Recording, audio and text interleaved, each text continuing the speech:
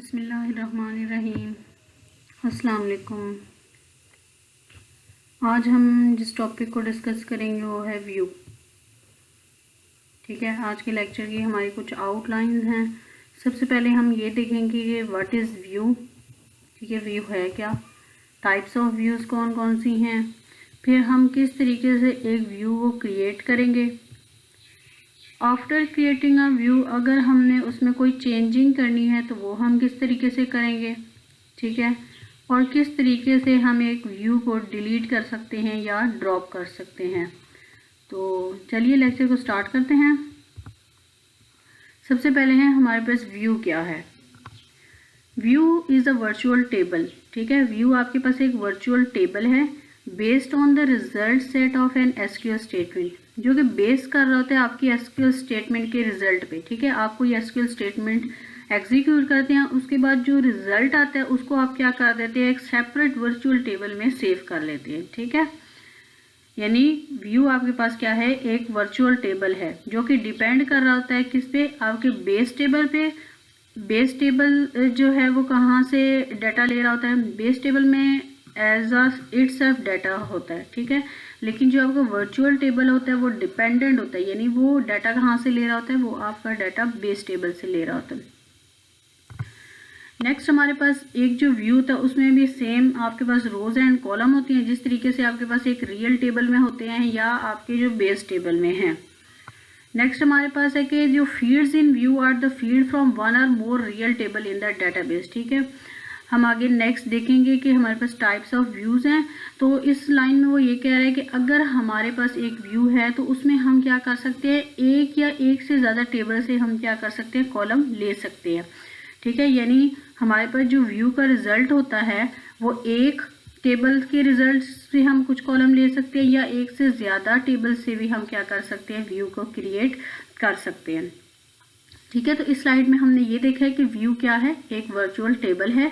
ठीक है, जो कि आपके पास एसक्यूएल स्टेटमेंट के रिजल्ट पे डिपेंड कर रहा होता है। ठीक है, और रिजल्ट कहाँ से आ रहा होता है, आपके पास एक टेबल से, बेस टेबल से आ रहा होता है जिसमें आपके पास एक्चुअल डाटा पड़ा होता है।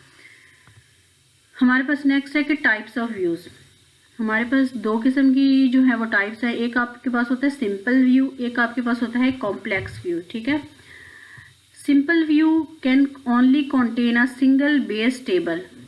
सिंपल व्यू में आपके पास क्या होता है कि जो आपके पास रिजल्ट शो होगा वो सिर्फ और सिर्फ एक सिंगल टेबल से जो है वो गेट कर रहा होगा। Which does not contain group by clause and any function. हमने कुछ फंक्शंस पढ़े थे जैसे सम, एवरेज का। तो जो आपके पास सिंपल व्यू होता है उसमें आप ये फंक्शन यूज़ नहीं करते। ग्रुप बाय क्लॉज का भी जो है वो मैं आपको बताती हूँ कि क्या है ये। लेकिन जो सिंपल व्यू होता है उसमें आपने ये बात याद रखनी है कि वो आपका सिर्फ और सिर्फ सिंगल टेबल से डाटा गेट कर रहा होता है, और इसमें आपके पास क्या होता है, आप फंक्शंस यूज़ नहीं कर सकते।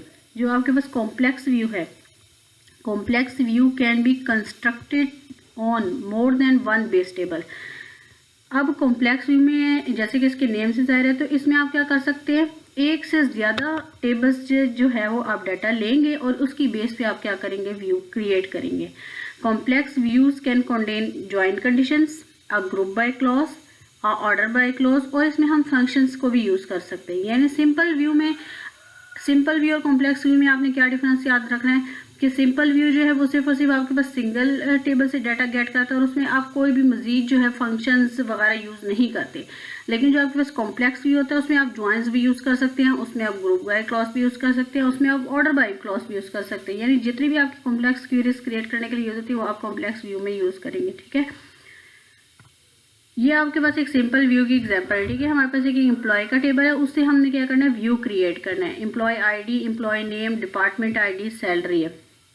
इससे हमने क्या किया, एक व्यू क्रिएट किया है वेयर क्लॉज के थ्रू। ठीक है, लेकिन अगर हम देखें तो हमने सिर्फ और सिर्फ एक सिंगल जो है वो एसक्यूएल स्टेटमेंट एग्जीक्यूट किया और उसके बाद हमारे पास ये एक वर्चुअल टेबल क्रिएट हो गया। और वर्चुअल टेबल डिपेंड किस पे कर रहा है, अब आपके बेस टेबल पे, वहाँ से ये डाटा क्या कर रहा है, फैच कर रहा है। जैसे कि हमने कुछ कॉलम्स अगर सेलेक्ट करने तो वो यहाँ पे हम लिख लेते हैं, जैसे एम्प्लॉय आईडी है, एम्प्लॉय नेम है। ठीक है, इसी तरीके से ये नेक्स्ट जो है डिपार्टमेंट आईडी है और सैलरी है। हमने यहाँ पे कंडीशन लगाई कि वो वाले आपको एम्प्लॉय शो करवाएं जो कि आपके पास डिपार्टमेंट आईडी जिनकी 2 है, तो यहाँ पे रिजल्ट पे देखें हमारे पास डिपार्टमेंट आईडी 2 है। ये हमारे पास सिंपल व्यू की एग्जांपल जिसमें हम सिर्फ क्या करें, एक ही टेबल से है डाटा गेट कर रहे हैं। नेक्स्ट हमारे पास कॉम्प्लेक्स व्यू की एग्जांपल है। कॉम्प्लेक्स व्यू की एग्जांपल में भी हमने पढ़ा है कि हम सिंगल टेबल से भी डाटा फैच कर सकते हैं, लेकिन इसमें हमारे पास एक फर्दर कंडीशन थी कि इसमें हम फंक्शंस वगैरह यूज़ कर सकते हैं, ग्रुप बाय क्लॉज यूज़ कर सकते हैं। ठीक है, तो अगर हम इस स्टेटमेंट में देखें यहाँ पे, तो इन्होंने क्या किया हुआ है, ग्रुप बाय क्लॉज को यूज़ किया हुआ है। ग्रुप बाय क्लॉज किस लिए यूज़ होता है, ये मैं आगे जब प्रैक्टिकल आपको करवाऊंगी तो उसमें आपको ये अच्छे से समझ आ जाएगी। ठीक है,